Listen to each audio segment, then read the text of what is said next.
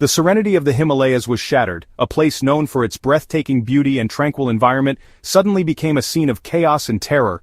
On April 22, 2025, a day that was supposed to be like any other, turned into a nightmare. Militants struck near Pahalgam in Indian-administered Kashmir, a region already fraught with tension and conflict. Their target, a group of tourists who had come to experience the natural beauty and cultural richness of the area. The attack claimed the lives of 26 people. 25 were Indian tourists who had been looking forward to a peaceful retreat. One was a Nepali national, adding an international dimension to the tragedy. Reports suggest many victims were shot execution-style, a chilling reminder of the brutality of the attackers. There are claims that Hindu pilgrims were specifically targeted, raising fears of a sectarian motive behind the attack. The Resistance Front initially claimed responsibility, a group that has been active in the region for some time. This group is often seen as a proxy for Lashkar-e-Taiba, a notorious militant organization with a history of violence. However, they later retracted their claim, adding to the confusion and uncertainty surrounding the attack. India was quick to blame Pakistan, pointing fingers at their longtime rival and accusing them of sponsoring the attack. They accused Pakistan of sponsoring the attack, a claim that has been made numerous times in the past. Pakistan vehemently denied any involvement, insisting that they had no part in the tragic events. The attack sent shockwaves through India, a country already grappling with numerous internal and external challenges. It ignited anger and grief, as people mourned the loss of innocent lives and demanded justice. It also set the stage for a dangerous escalation of tensions between the two nuclear-armed neighbors, raising fears of a potential conflict that could have devastating consequences for the entire region. India's response to the Kashmir attack was swift and decisive. The government granted its military full operational freedom. This signaled India's intent to respond forcefully. India imposed economic sanctions on Pakistan. Imports from and through Pakistan were banned. Pakistani ships were barred from Indian ports. India also made a significant move regarding water resources. They suspended their participation in the Indus Waters Treaty. This treaty, signed in 1960, regulates the sharing of water from the Indus River system. India's actions demonstrate the severity with which it views the Kashmir attack. The nation, mourning its dead, is determined to make its anger and resolve felt. The situation remains volatile, with the potential for further escalation. Pakistan met India's actions with its own display of military might. The streets of Islamabad were filled with the thunderous roars of military parades, showcasing the nation's resolve and readiness. Soldiers marched in perfect unison, their faces stern and determined, while an array of military vehicles rolled by, a testament to Pakistan's robust defense capabilities and diplomatic maneuvers. In a calculated move, Pakistan test-fired its Abdali ballistic missile. The missile soared into the cloudy sky, leaving a trail of smoke as it ascended. This was not just a test, it was a message to the world, a demonstration of Pakistan's technological prowess and strategic intent. This missile has a range of 450 kilometers, capable of reaching deep into enemy territory. The trajectory animation showed its precise path, highlighting its potential impact zones. The missile range graphic underscored the strategic advantage it provided, covering significant areas with its reach, and can carry both conventional and nuclear warheads. This dual capability added a layer of unpredictability, making it a formidable component of Pakistan's arsenal. The sight of the warheads, both nuclear and conventional, served as a stark reminder of the destructive power at Pakistan's disposal. Pakistan mirrored India's economic sanctions, halting all border trade. The once bustling border gates were now closed, with trucks lined up unable to cross. The border security checkpoints were on high alert, ensuring that no goods or people moved between the two nations. They closed their airspace to Indian carriers and expelled Indian diplomats. The closed airspace sign was a clear indicator of the escalating tensions, with grounded airplanes symbolizing the halt in connectivity. The expulsion of diplomats further strained the already fragile relations, signaling a breakdown in diplomatic communication. Furthermore, Pakistan threatened to suspend its participation in the 1972 Simla Agreement, a cornerstone of peace and cooperation between the two countries. The historical images of the Simla Agreement signing reminded everyone of the fragile peace that had been maintained for decades, a bilateral accord that governs relations between the two countries. Diplomatic meetings and bilateral talks, once a symbol of hope, now seemed distant memories. The negotiations that had once brought the two nations together were now overshadowed by the looming threat of conflict. Pakistan's leadership warned that any disruption to the flow of river water, a lifeline for millions, would be met with severe consequences. The sight of the river flowing through the dam highlighted the critical importance of water resources in the region. as per the Indus Waters Treaty, would be considered an act of war.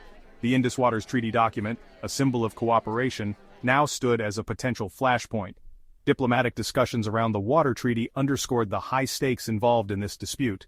They also claimed to possess credible intelligence of an imminent Indian military strike. The military intelligence operations and briefings painted a picture of a nation on high alert, preparing for any eventuality. The military planning rooms were abuzz with activity, strategizing responses to potential threats. These actions underscore the precariousness of the situation, with both nations locked in a dangerous standoff. The tense diplomatic situations, soldiers on high alert, and border tensions were a stark reminder of the fragile peace that hung in the balance, with both nations locked in a dangerous standoff. The military standoff with soldiers facing off at the border highlighted the gravity of the situation. The tense border situation was a clear indication that any misstep could lead to a full-blown conflict, making the need for diplomatic resolution more urgent than ever. As tensions escalated, a chorus of voices arose from the international community, urging restraint and a peaceful resolution. Among them, the calls from Africa resonated with particular significance. African nations, bearing witness to the escalating crisis, appealed for calm and dialogue. Having experienced their own share of conflicts, these nations understand the devastating consequences of unchecked aggression. Their message was clear: the path to peace lies not in military action, but in diplomacy and mutual understanding. Africa's plea for peace serves as a timely reminder to India and Pakistan. It underscores the global desire for stability and the urgent need to prioritize dialogue over destruction. Section 5. A World on Edge, the Global Response. The international community watched with bated breath as the situation unfolded. Key global capitals, including Washington and Beijing, issued statements urging de-escalation. The specter of conflict between two nuclear-armed nations was a sobering thought, prompting worldwide calls for restraint. The United Nations, through its Secretary General, appealed for dialogue and a return to diplomacy. The international community's message was unanimous. The risks of escalation were too high, and a peaceful resolution was the only acceptable outcome. The global response highlighted the interconnectedness of the world. It demonstrated that a conflict in one region has far-reaching implications, impacting global peace and security. Section 6. Kashmir, a history steeped in conflict. To understand the current crisis, one must delve into the historical tapestry of the Kashmir dispute. The roots of this conflict are deeply embedded in the subcontinent's colonial past and the subsequent partition of British India in 1947. The partition led to the creation of two independent dominions, India and Pakistan, and sowed the seeds of discord that would grow into a full-blown territorial dispute over Kashmir.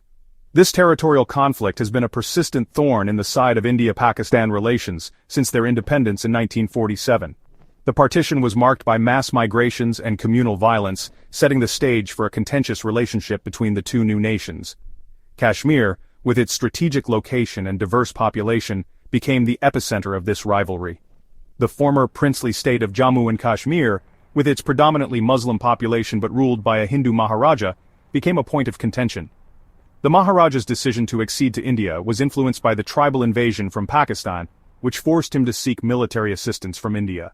This accession was supposed to be temporary, pending a plebiscite to determine the region's future, but the plebiscite never took place.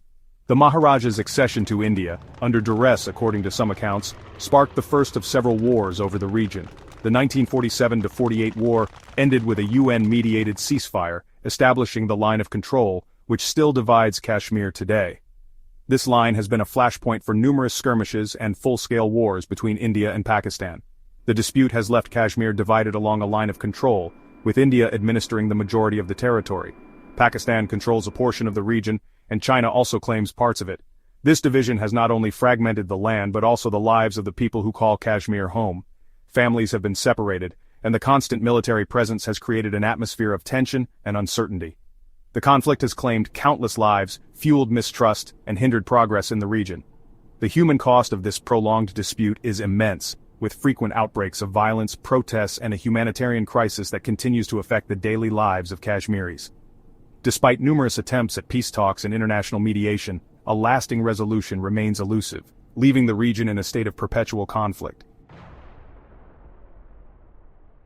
Section 7.